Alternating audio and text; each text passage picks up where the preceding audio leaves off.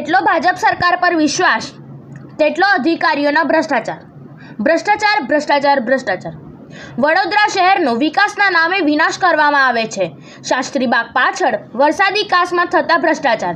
ચોમાસાના ગણતરીના દિવસો બાકી છે, પણ અધિકારીઓના કામગીરી ક્યારે પૂરી થશે તે જોવાનું રહ્યું. જોતા રહો આપકી આવાજ ન્યૂઝ 24 માં.